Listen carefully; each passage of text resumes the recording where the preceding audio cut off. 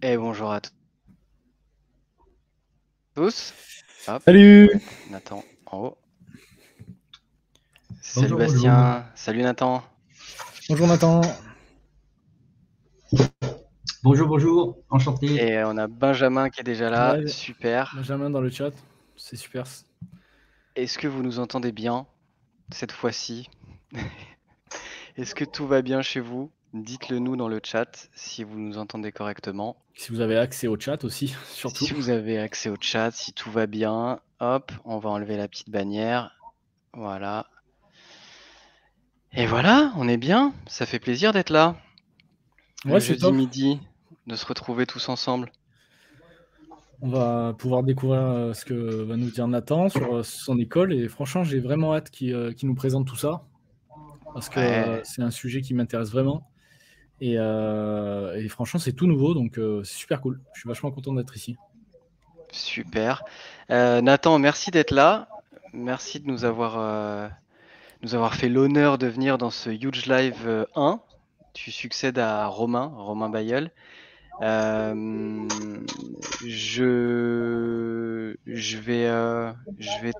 vais te cacher, Bastien. C'est Je parti. te, je te mets en bas du stream et on va se retrouver tous les deux et puis on va démarrer, Nathan. C'est bon, allez. Ça marche. Alors, bah, bienvenue chez nous, hein. Bienvenue dans le Huge Live, Nathan. Alors, est-ce que tu peux te présenter? Est-ce que tu peux nous dire un petit peu ce que tu as fait avant? Voilà, un petit pitch pour ceux qui ne te connaissent pas. Ouais, ok. Je m'appelle Nathan, j'ai 29 ans, je travaille donc chez Alira depuis janvier 2022, fin janvier 2022. Et avant ça, j'ai fait 6-7 ans de management en grande distribution. J'ai fait une alternance en école de commerce chez Decathlon. Après, j'ai été recruté chez Decathlon comme responsable de rayon. Après, j'ai été adjoint de directeur. Donc tout ça dans la région centre. Et puis ensuite, j'ai déménagé dans le sud pour rejoindre ma femme. Je suis passé dans l'enseigne Weldom, donc une enseigne de grande distribution, mais là plutôt bricolage et jardinage, en tant que chef de secteur, donc toujours du management dans le retail, avant de finalement passer chez Alira à la fin du mois de janvier dernier. Ok. Et ben, donc du coup, tu as commencé par la grande distribution, les grandes surfaces spécialisées, donc Decathlon, Weldom. Et après, tu es allé chez Alira. Est-ce que tu peux nous expliquer comment tu es arrivé dans l'univers des cryptos, le Web3, et surtout, bah, comment on passe de Decathlon, Weldom, donc grande distribution de d'outils de jardinage, bricolage, au monde du Web3 et puis bah, après tu nous expliqueras un petit peu plus ce que tu fais chez Alira. Mais comment t'en es venu en fait? Comment t'es rentré dans l'univers crypto? Et puis ensuite, euh, voilà, comment t'es rentré chez Alira? Ouais. Euh, En fait, je me suis intéressé par moi-même à la blockchain et aux cryptos. Ça a commencé à la toute fin de l'année 2020, début 2021. On était encore en marché haussier, donc le Bitcoin montait et les médias mainstream en parlaient. Donc c'est comme ça que j'en ai entendu parler une fois, deux fois, trois fois, quatre fois. Mais comme beaucoup de gens, je pense, je restais méfiant parce que je connaissais pas. J'en entendais parler, mais je savais pas ce que c'était. Et en fait, j'ai eu le déclic en regardant une vidéo de Asher, Owen Simonin, où il est avec Idriss Aberkan, que je suivais beaucoup à l'époque. Voilà, je regardais ses conférences, ses travaux que je trouvais que je trouvais très intéressants. J'ai appris beaucoup de choses comme ça. Et donc de le voir dans une vidéo avec Asher discuter de blockchain et de Bitcoin, voilà, je me suis dit qu'il y avait quelque chose à aller creuser. Et c'est à ce moment-là où j'ai vraiment commencé à me renseigner, à m'informer, à lire beaucoup des articles, des bouquins, à consommer beaucoup de contenu vidéo. Et puis bah, voilà, c'est le chemin. Le chemin a été lancé, j'étais sur la voie et en fait j'ai jamais arrêté, je continue aujourd'hui et plus je creusais en fait et plus je découvrais bah, tout ce qu'il y a derrière l'aspect investissement, parce que moi au départ c'est par cette porte-là que j'y suis arrivé, comme beaucoup de personnes à mon avis. Je m'étais renseigné sur l'investissement en général pendant le confinement en 2020, printemps 2020. Et donc du coup, c'était dans la continuité, on va dire. Voilà, là, je commençais à entendre parler de Bitcoin et des cryptos. Donc, pour l'aspect investissement, voilà, j'ai commencé à creuser comme ça. Et en fait, bah, j'ai rapidement découvert qu'il y avait énormément d'autres choses derrière cet aspect-là. C'est très loin de se limiter à ça et à de la spéculation comme on entend beaucoup. Et donc en fait, bah, c'est justement tout ce qu'il y a, tout ce qu'il y a derrière, tout ce qu'il y a en plus qui m'a intéressé, qui m'a passionné. Et du coup, en fait, quand je suis arrivé chez Weldom, j'ai fait 4 mois. J'étais encore en période d'essai au moment où je suis parti. En fait, je sentais que j'étais plus à mon aise dans ce que je faisais, j'étais plus en phase avec ce que je faisais, je prenais plus de plaisir. Donc voilà, il paraît qu'il y a des cycles de 7 ans. Voilà, c'est ma mère qui m'a dit ça à l'époque, qui m'a dit bah ça fait 7 ans que tu es dans le monde de la grande distribution, c'est normal, t'es à la fin d'un cycle. Donc voilà, j'avais envie de faire autre chose parce que je sentais que je prenais plus de plaisir dans ce que je faisais. Et donc, bah, comme ça faisait un an du coup que j'apprenais sur la blockchain, les cryptos, que je m'informais là-dedans et que ça me passionnait, bah, je me suis dit j'ai envie de chercher du travail dans ce domaine-là. Je connaissais déjà Alira, je m'étais déjà intéressé aux formations. Donc un soir, je suis rentré chez moi en fait et j'ai acté que j'allais quitter Weldom. Et donc ce soir-là, j'ai ouvert mon ordinateur, je suis allé sur LinkedIn pour commencer à regarder un petit peu les offres d'emploi. Et je suis tombé sur une offre d'emploi d'Alira qui datait d'une semaine. J'ai postulé et 3 semaines après, je commençais. Ok, donc du coup, tu as fait ta transition. En fait, tu t'es d'abord formé, enfin, tu as découvert les cryptos, le Bitcoin, tu t'es formé et ensuite tu as décidé justement de faire ta transition, de passer donc de la grande distribution à la blockchain à Lyra, enfin à l'école blockchain à Lyra. Et comment est-ce que tu as trouvé ce poste? Du coup, sur LinkedIn, c'est ça? Ouais, c'est ça. Je suis allé sur, je suis allé sur LinkedIn, enfin par réflexe, je pense, hein, comme voilà, on a tendance à aller sur ce genre de plateforme pour chercher des offres d'emploi, même si maintenant je sais que les recrutements dans cet écosystème en fait passent peu par de la publication d'offres d'emploi sur des grandes plateformes. Voilà. Mais il y en a quand même un certain nombre. Et donc c'est comme ça que je suis tombé sur l'offre d'Alira et donc j'ai postulé. Voilà, ils cherchaient un chargé de relations clientèle. C'est l'intitulé de mon poste aujourd'hui. Ok, donc ça c'est ce que tu fais en ce moment. Est-ce que tu peux nous expliquer un petit peu, du coup, bah, dans ton quotidien, ce que tu fais? On a perdu ta caméra, Nathan? Ah, je sais pas si tu nous entends toujours.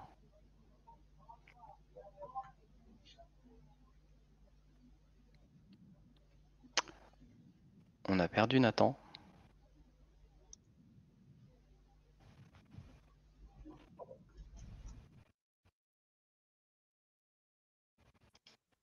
Bastien, c'est comment de ton côté? Ouais, on a perdu Nathan en effet, Toi, mais tu l'avais? non, il a disparu, mais le stream est toujours, marche très bien. Ouais, Carlos nous a fait un retour.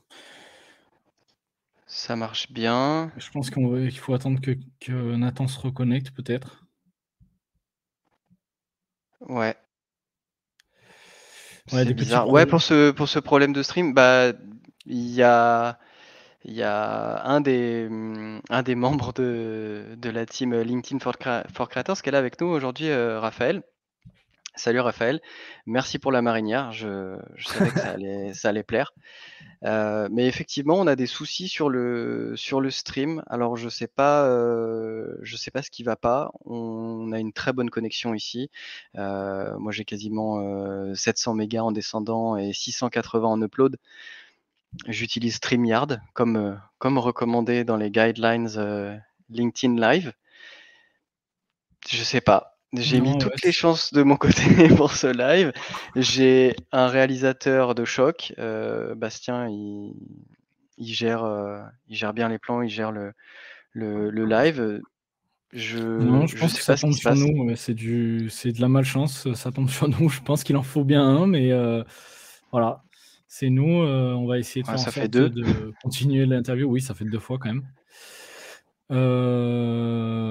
Je sais pas si Nathan.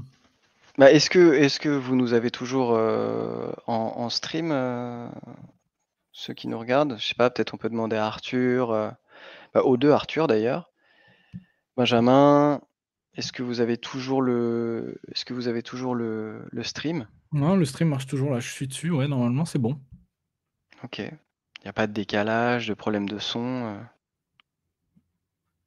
Non, non. Il y a un tout petit décalage, mais tu sais, c'est un décalage de 15 secondes en moyenne. Donc, tu sais, c'est le décalage entre le stream et le LinkedIn. Mais sinon, ça a l'air de fonctionner normalement. Je sais pas Est-ce si que tu Nathan va nous bien. entends, Nathan? Oui, je vous entends. Est-ce que vous m'entendez?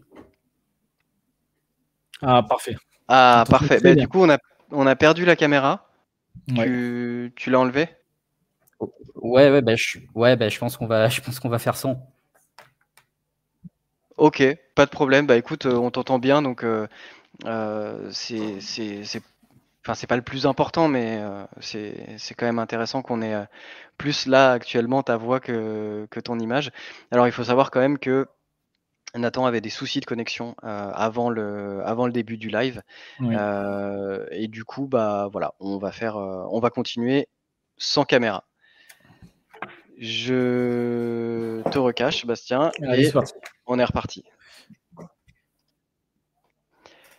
Donc du coup, on en était sur la partie Hem, où tu allais nous expliquer ce que tu fais concrètement, chez Alira en tant que chargé de relations clientèle.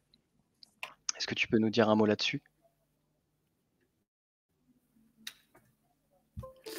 Yes, j'espère que ça va aller au niveau de la connexion. Bah, on espère tous aussi. C'est pas grave, ça arrive.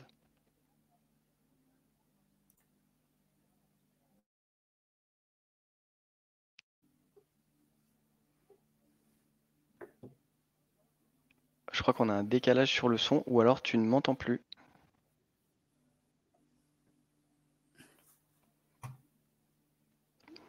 Nathan, est-ce que tu es Ouais. toujours Est-ce là? que c'est bon là? Ouais, là c'est bon, on t'entend. Oui. D'accord. OK. Moi je t'entends, mais je pense qu'il y a un petit décalage.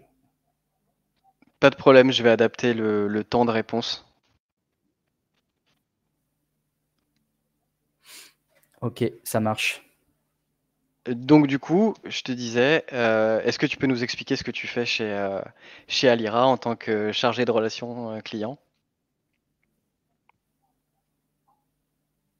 Alors, l'essentiel de mon métier aujourd'hui chez Alira, c'est de renseigner toutes les personnes qui s'intéressent à l'école, à nos formations. Donc qui prennent des rendez-vous. En fait, on peut prendre des rendez-vous via notre site, des rendez-vous personnalisés d'une demi-heure. On est 2 à faire ça. J'ai mon collègue Clément qui fait la même chose. Et donc, on va échanger avec ces personnes-là pour savoir du coup qu'est-ce qui les intéresse dans nos formations, qu'est-ce qu'elles ont en tête, qu'est-ce qu'elles imaginent pour la suite, leurs projets, leurs envies professionnelles par rapport à la blockchain.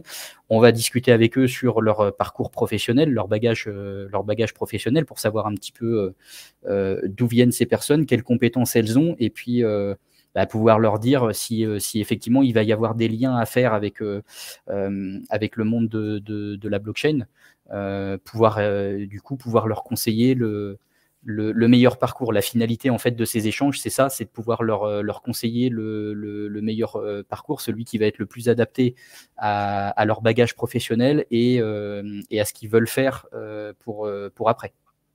Et puis, bien, on leur explique le fonctionnement de l'école, le fonctionnement des formations. On va échanger un petit peu aussi sur le contenu des différentes formations. Voilà, vraiment leur donner toutes les informations pratiques pour qu'ils puissent avoir toutes les cartes en main pour prendre une décision. Ok. Et du coup, est-ce que tu peux nous en dire un petit peu plus sur l'école en elle-même, quelques chiffres, les promos, les programmes, voilà, combien est-ce que vous avez d'élèves par promo, combien est-ce que vous avez de programmes, dis-nous-en un peu plus sur l'école. Alors, c'est une école qui existe depuis. L'entité a été créée en 2018, mais la première session de formation a été donnée en janvier 2019.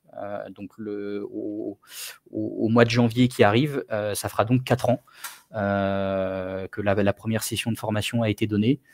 Donc, entre-temps, il y a plus de 1000 personnes qui sont passées par l'école, environ 1200 actuellement avec la dernière session qui s'est terminée. Voilà, donc on a un peu plus de 130 entreprises de l'écosystème qui sont partenaires de l'école aujourd'hui. On fait des promotions à plus de 200 personnes là sur les dernières sur la session qui est en cours et sur la précédente qui est donc terminée maintenant. On est à plus de 200 personnes au global des 3 parcours. Ok, ça fait des belles promos. Du coup, c'est quoi le profil type un peu chez vous, chez Alira? Est-ce que des personnes qui viennent de mondes complètement différents, de l'assurance ou un pompier, voilà, peuvent venir faire des formations chez vous? Est-ce qu'il y a des prérequis? Voilà. Quel est le profil type un peu et puis quels sont les prérequis pour pouvoir entrer à l'école? Alors oui, on a des profils assez variés. On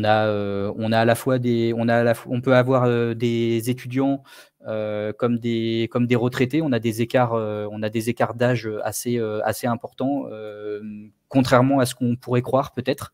Mais on a pas mal de personnes qui ont 35, 40 ans et plus, voilà, jusqu'à plus de 60 ans sur la session actuelle, il me semble. Donc voilà, contrairement à ce qu'on pourrait peut-être croire, ces tranches d'âge-là sont aussi très représentées dans nos apprenants. Au niveau du bagage d'études, c'est pareil, c'est assez varié. Les domaines d'activité sont assez variés aussi. On peut avoir des gens qui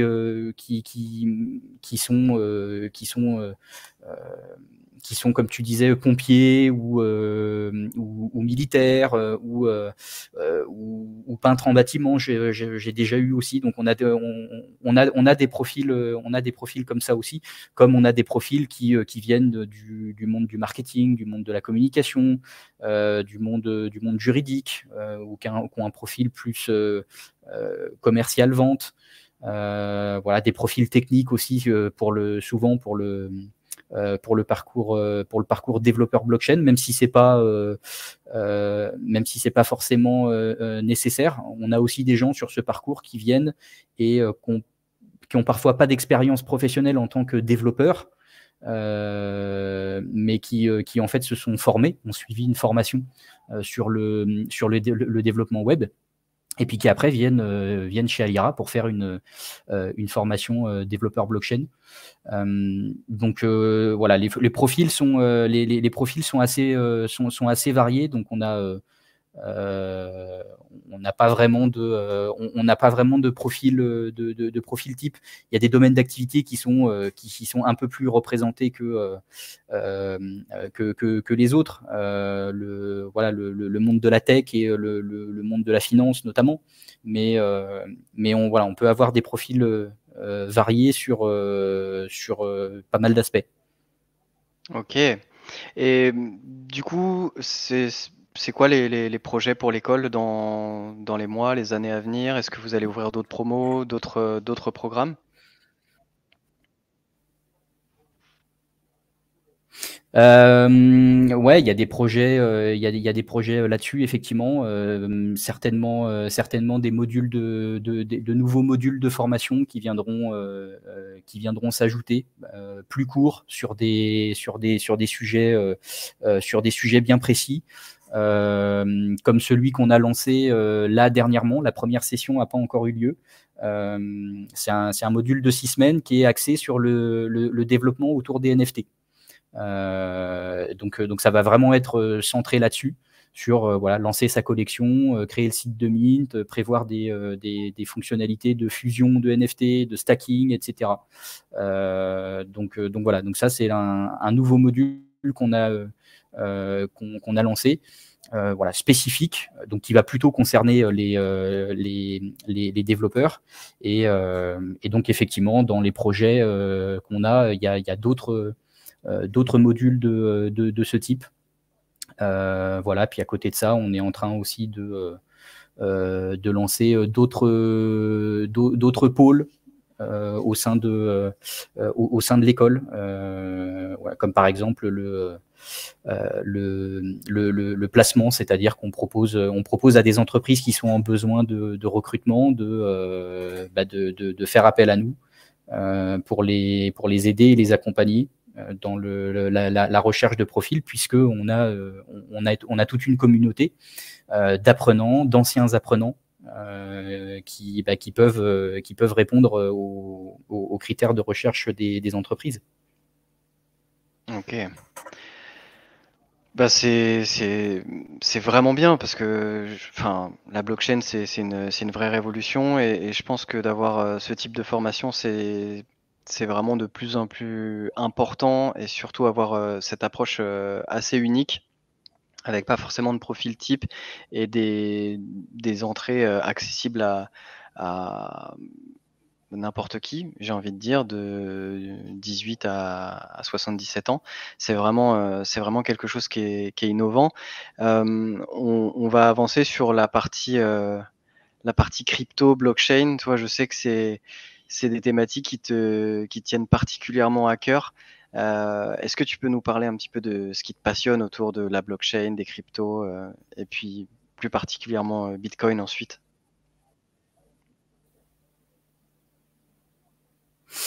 Ouais, ben moi ce qui m'intéresse, ce qui m'intéresse beaucoup, c'est évidemment tous les aspects de décentralisation, le fait de se passer d'intermédiaires et de fonctionner collectivement sans avoir besoin de se faire confiance quand on se connaît pas.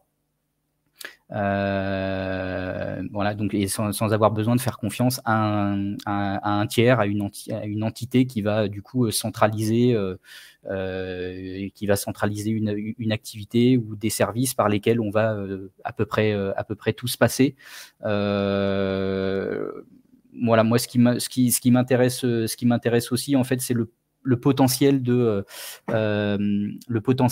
changement dans le logiciel sociétal. Voilà, j'ai commencé à lire un livre hier soir, et dans les premières pages, je suis tombé sur cette expression que j'ai trouvé très juste. voilà, le logiciel sociétal, parce que si on parle de Bitcoin en particulier, Bitcoin il s'attaque à un sujet central qui est la monnaie. Et moi, une des choses que j'ai pu apprendre en m'intéressant à Bitcoin, à la blockchain, aux cryptos, c'est que c'est justement ce rôle central de la monnaie et en fait tout ce que ça impacte dans nos vies, dans le fonctionnement de nos sociétés, de nos systèmes et qu'on soupçonne pas forcément. Voilà. D'ailleurs, c'est peut-être le premier intérêt du fait de s'intéresser à la blockchain, aux cryptos, à Bitcoin que j'ai envie de souligner, c'est que au-delà d'apprendre sur ces sujets-là, en fait, ça nous pousse à apprendre sur d'autres sujets qui sont hyper importants, justement comme la monnaie, le fonctionnement de notre système économique, de notre système financier, sur l'histoire de tout ça, l'histoire de la monnaie, des systèmes monétaires, comment est-ce qu'elle est gérée aujourd'hui, cette monnaie, et puis du coup quels impacts ça peut avoir, quelles dérives ça peut avoir, et je pense qu'en ce moment on a plutôt l'occasion de s'en rendre compte. Donc en fait on apprend énormément de choses sur le monde qui nous entoure en s'intéressant à ça, et je trouve c'est voilà le premier intérêt. Donc moi c'est ça aussi qui m'intéresse en fait, c'est comment est-ce que ça nous apprend des choses, comment est-ce que ça nous éduque sur le fonctionnement de notre monde, de nos sociétés, sur des sujets sur lesquels on n'est pas forcément éduqué. Typiquement, la monnaie, c'est un sujet sur lequel on n'est absolument pas éduqué, qu'on n'apprend pas du tout à l'école, au collège, au lycée, etc. C'est pas quelque chose qui est enseigné de manière générale à la population, et du coup c'est pas quelque chose qui est compris par la population, et ça aussi on s'en rend compte aujourd'hui avec la situation actuelle, et puis aussi quand on s'intéresse à Bitcoin et aux cryptos. Donc voilà, moi c'est ça que je trouve intéressant. Ouais, c'est vraiment cette partie en fait. Tu t'es intéressé aux investissements, à la monnaie, et ensuite en découvrant Bitcoin et ses impacts déjà visibles, économiques, monétaires, financiers, mais aussi sociaux, environnementaux, géopolitiques. C'est ce qui t'a donné vraiment envie de creuser. Et aujourd'hui, si tu devais nous laisser, enfin pas nous laisser, mais nous donner vraiment ton ressenti sur l'impact que va avoir Bitcoin dans le futur, tu nous dirais quoi? Moi j'aime bien l'idée de bancarisation, débancarisation. Okay. Alors je mets des guillemets quand je parle de ça, parce que en réalité Bitcoin n'a ni les avantages d'une banque ni les inconvénients d'une banque, mais c'est pour permettre d'illustrer et de comprendre. Moi je pense que Bitcoin a le potentiel de débancariser les pays occidentaux, donc les pays plutôt de l'hémisphère nord, et à l'inverse de bancariser les pays de l'hémisphère sud. Qu'est-ce que j'entends par là? C'est que dans les pays de l'hémisphère sud, bien souvent, ils ont que le cash, ou presque, pour pouvoir échanger de la valeur. C'est des pays qui sont en général très peu bancarisés, justement, donc dans lesquels l'accès à des services bancaires, à un compte bancaire, à une carte bleue est très peu développé. Il y a quasiment 2 milliards d'êtres humains sur Terre qui n'ont pas accès à ces services-là. Et par contre, 66% de ces gens-là ont un smartphone. Et donc, ils ont que le cash ou presque pour fonctionner. Et en fait, il leur manque l'aspect numérisation pour pouvoir avoir accès à plus de choses, pour que plus de possibilités s'offrent à eux. Et à l'inverse, nous, dans nos pays occidentaux, on a des taux de bancarisation extrêmement forts. En France, je crois que c'est 95 ou même 99% de la population. Donc voilà, dans les pays occidentaux, la bancarisation est très très forte. Donc on passe quasi exclusivement par les banques et par de l'argent numérique. Le cash représente plus qu'une toute petite fraction de la monnaie en circulation. Et je trouve que nous, à l'inverse, on a besoin de retrouver une forme de cash. Parce que le cash, justement, c'est ce qui permet l'anonymat, c'est ce qui permet de faire de faire des échanges et des transactions sans qu'une autorité centrale ait un quelconque pouvoir et impact là-dessus. Que ce soit de censure ou de surveillance, de contrôle, etc. Et donc, on dit souvent que Bitcoin, c'est l'or numérique. C'est vrai qu'il a la capacité à l'être, il a la possibilité à l'être dans ses caractéristiques. Il y a énormément de traits communs avec l'or. Et d'ailleurs, alors, c'est pas mentionné explicitement dans le white paper de Bitcoin, mais il y a beaucoup de gens qui pensent que la supply maximum de Bitcoin, donc le nombre maximum de Bitcoin qu'il pourra y avoir en circulation, qui a été fixé à 21 millions, il y a beaucoup de gens qui pensent que le chiffre 21 n'a pas été choisi au hasard. En l'occurrence, on pourrait faire loger tout l'or du monde dans un cube de 21 mètres de côté. Donc voilà, il y a un rapprochement qui est fait avec ça, au-delà, encore une fois, des caractéristiques de Bitcoin qui se rapprochent de l'or, sa quantité limitée, donc sa rareté, son aspect universel, qui peut concerner n'importe qui sur la planète. Mais donc, du coup, avec ce que j'expliquais sur bancarisation, débancarisation et l'aspect cash, je me dis que Bitcoin pourrait aussi avoir le potentiel d'être le cash numérique de demain. Donc, cette forme de cash que nous, les pays occidentaux, on a besoin de retrouver, sachant que nous, on a déjà l'aspect numérique de l'argent aujourd'hui, et ce côté numérique du cash que les pays de l'hémisphère sud cherchent, et ce dont ils ont besoin, en fait, pour ne plus être limités au cash physique, on va dire, et du coup avoir plus de possibilités de développement de leurs économies, de financement, etc. Ok. Et du coup, on parle beaucoup de Bitcoin, mais qu'est-ce que tu penses de l'Ether, toi, par exemple, et de la blockchain Ethereum? Quelle est sa place dans l'écosystème, d'après toi? Alors, Ah, tu m'as pas entendu, peut-être? T'as pas eu ma question?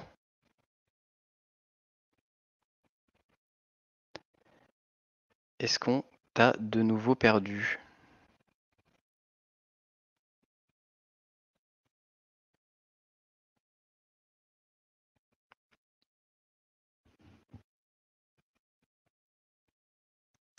Nathan, tu nous entends?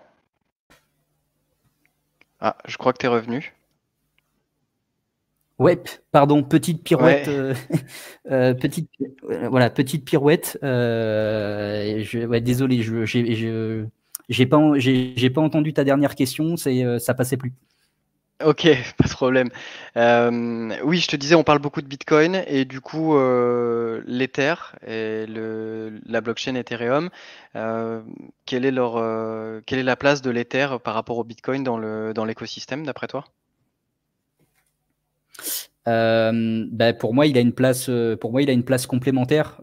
Ils sont souvent comparés l'un à l'autre. Il y a souvent la question de l'éventuel flipping entre Ethereum et Bitcoin, c'est-à-dire Ethereum deviendrait la première blockchain publique au monde en termes de capitalisation en passant devant Bitcoin. Mais en fait, ces deux projets-là sont différents, ils répondent pas aux mêmes problématiques, ils proposent pas les mêmes solutions. Et donc, les comparer, c'est un peu biaisé. En réalité, ils sont complémentaires. D'ailleurs, à la base, Vitalik Buterin écrivait des articles sur Bitcoin chez Bitcoin Magazine. Et c'est Bitcoin qui lui a inspiré Ethereum. D'ailleurs, il fait dans le white paper d'Ethereum, il y a une excellente analyse de ce qu'est Bitcoin, de ce qu'il permet de faire, mais en fait, Vitalik Buterin, il s'est dit Bitcoin est parfait pour ce qu'il vise. C'est-à-dire être une monnaie décentralisée, être un système de paiement pair à pair sans autorité centrale de contrôle. Mais Vitalik Buterin en fait a voulu aller plus loin et proposer quelque chose qui permette de créer tout un écosystème qui permette de construire dessus et c'est comme ça qu'il a créé Ethereum, qui lui est plutôt l'ordinateur mondial décentralisé sur lequel on vient construire des applicatifs blockchain. Ethereum n'a pas cette vocation monétaire qu'a Bitcoin. Voilà. Ethereum n'a pas vocation à être une monnaie décentralisée ou un système de paiement pair à pair.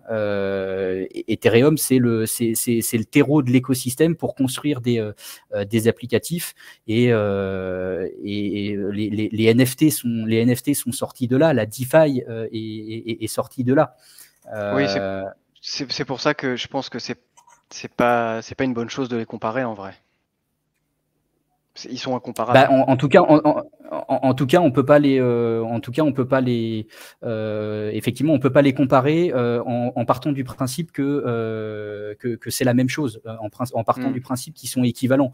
Encore une fois, ils répondent pas aux mêmes besoins et je pense que ça se voit bien sur notamment la question du consensus, preuve de travail ou preuve d'enjeu. Ethereum, depuis le début, dans la roadmap d'Ethereum, il était prévu de passer à la preuve d'enjeu. Mais il avait été choisi de commencer sur de la preuve de travail pour permettre de décentraliser le réseau avant de passer sur de la preuve d'enjeu. Bitcoin, c'est pas du tout la même chose. La preuve de travail, ça fait partie de l'ADN de Bitcoin, ça fait partie de son code génétique. Si on enlève la preuve de travail à Bitcoin, Bitcoin n'est plus Bitcoin. Et ça, on s'en rend compte quand on s'intéresse un peu à l'histoire de la blockchain et de Bitcoin. Dès 1982, dans une dissertation de David Chaum, donc c'était cette dissertation, c'est la première théorisation d'un protocole blockchain. Et dans cette dissertation, on avait déjà tous les éléments aujourd'hui constitutifs de Bitcoin, sauf la preuve de travail.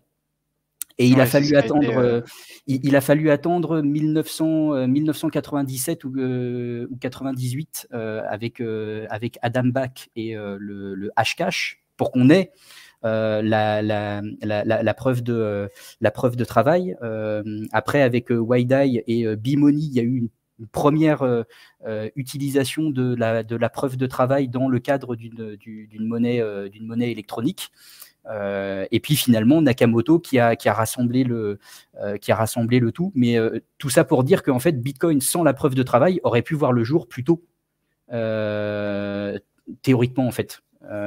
Tous les éléments constitutifs en fait étaient là dès le début des années 80, mais voilà, il a fallu attendre 2008 et pour avoir Bitcoin, Bitcoin d'ailleurs, qui est une combinaison de technologies. Hein. Ça c'est pareil, on entend souvent la blockchain c'est cool et Bitcoin c'est nul. Voilà, Bitcoin a amené la blockchain au monde, donc maintenant on peut laisser tomber Bitcoin et utiliser la blockchain.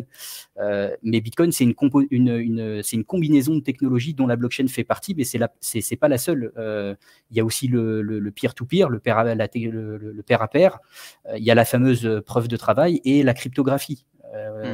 Voilà, Bitcoin, c'est une combinaison de tout ça. Et donc, on peut pas prendre on peut pas se dire on prend la blockchain seule et puis on avance qu'avec ça. Et surtout, on peut pas le comparer avec l'Ether. Du coup, on s'approche gentiment de la fin du live. On va passer sur les huge questions que Bastien va nous lancer. Donc, j'espère que tu es prêt. Ça va être à toi. Alors, thé, je bois pas de café. LinkedIn. Alira. Satoshi. Et le Sud. Les deux. Ni l'un ni l'autre, les deux. Proof of Work. Ok, merci beaucoup d'être passé dans les huge questions. Les deux, Ouest et Sud, pas de préférence? Ah non, alors non, t'as dit le Sud, pardon. Les deux, non, t'as dit quoi? Les deux. BTC et ETH. BTC et ETH, les deux. Oui. Ouest, Sud, n'importe quoi. C'est moi qui suis à l'Ouest.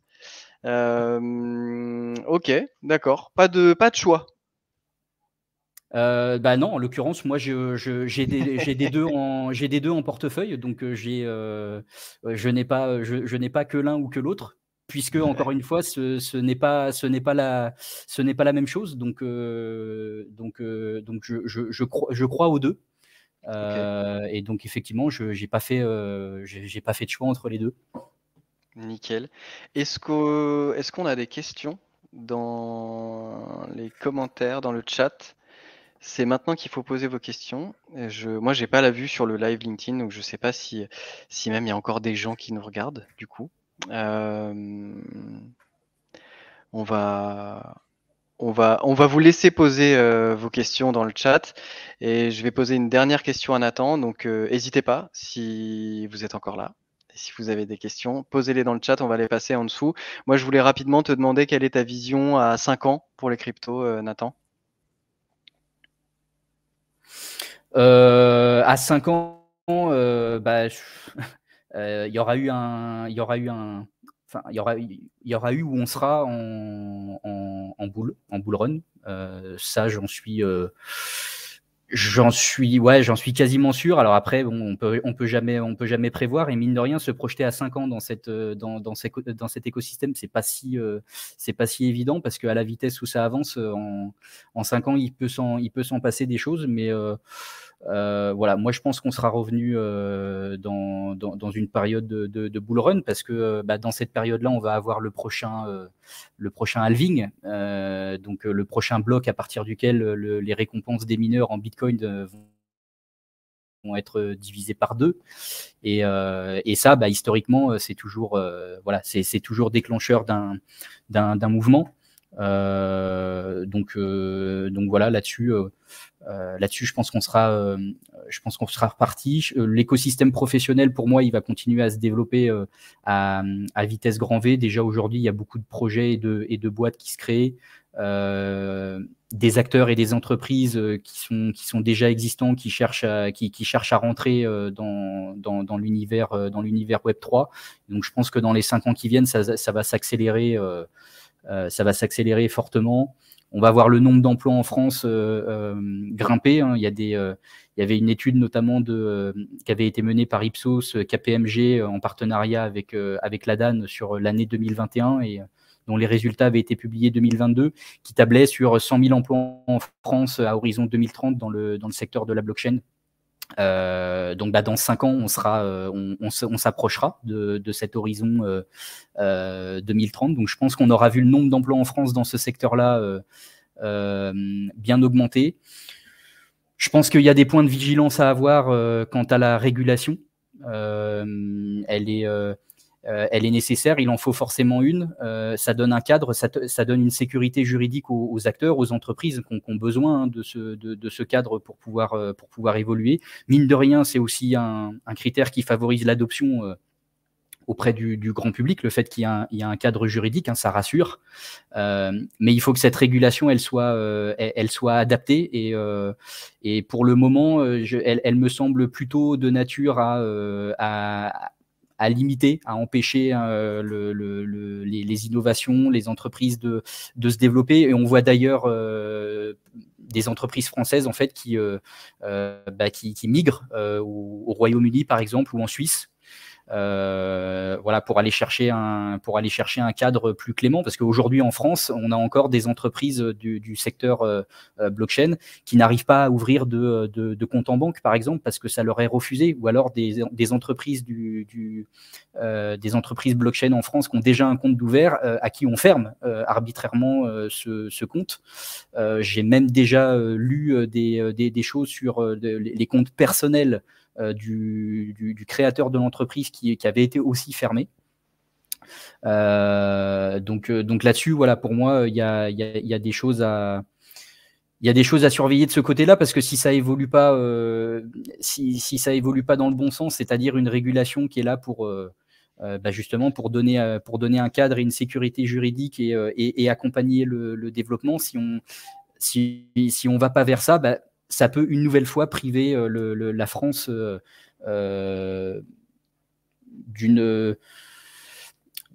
l'opportunité d'occuper une place importante dans une révolution technologique. Voilà, je pense qu'on a déjà vu ce que ça avait donné sur Internet, et justement ça devrait servir de leçon. Cet épisode, on a complètement laissé passer cette révolution avec des narratifs d'ailleurs qui sont semblables à ce qu'on entend aujourd'hui sur les cryptos. C'est dangereux, ça finance le crime, c'est pour les terroristes, etc. Ça sert à rien, ça n'a pas d'utilité, ça n'a pas de valeur.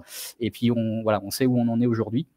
Donc voilà. Et puis il y a aussi quelques points de centralisation à surveiller aussi au sein de l'écosystème, parce que mine de rien, c'est un écosystème qui prône la décentralisation, mais aujourd'hui encore, il y a quand même des choses à surveiller au niveau de la centralisation. On en entend pas mal parler sur Ethereum dernièrement depuis le merge, mais il y a des acteurs comme des exchanges comme Binance aussi qui peuvent demain devenir l'équivalent d'un GAFAM. Quand on voit justement, c'est très probable. Quand on voit justement autour du merge que les forks sur Ethereum qui voulaient rester en preuve de travail, pour qu'ils aient une chance, on va dire, d'exister, il fallait que leurs jetons soient listés sur un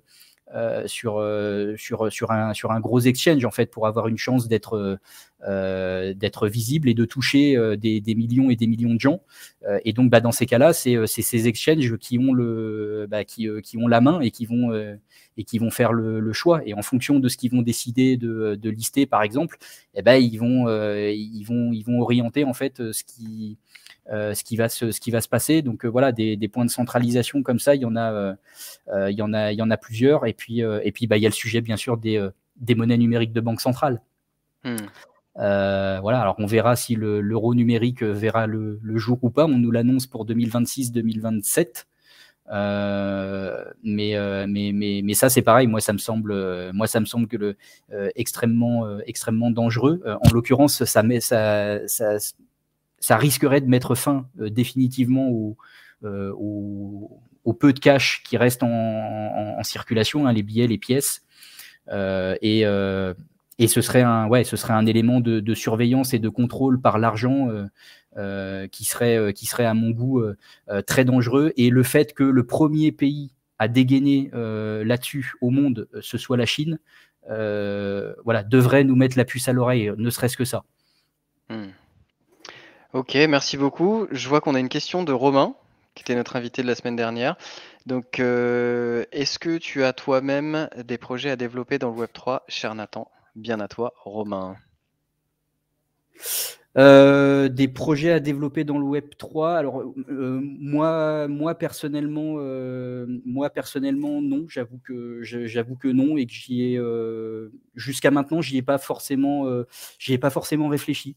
Voilà, je suis rentré dans le monde professionnel de cet écosystème par Alira et aujourd'hui, je suis très très heureux chez Alira. Je paraphrase souvent mon collègue Daniel Villamontero, qui est le directeur pédagogique de l'école. Je le paraphrase souvent en disant que je vis ma meilleure vie professionnelle parce que lui dit la même chose.